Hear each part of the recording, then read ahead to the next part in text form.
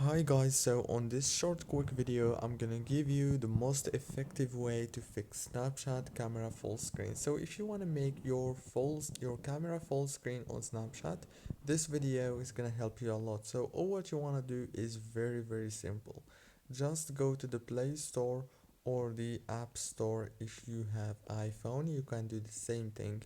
Just open the Play Store and then go to the search bar right here and search for Snapchat like this, and then click on it, and now you will find an update option right here. All what you want to do is click on it and wait a few minutes or even a few seconds, and the problem is gonna be fixed.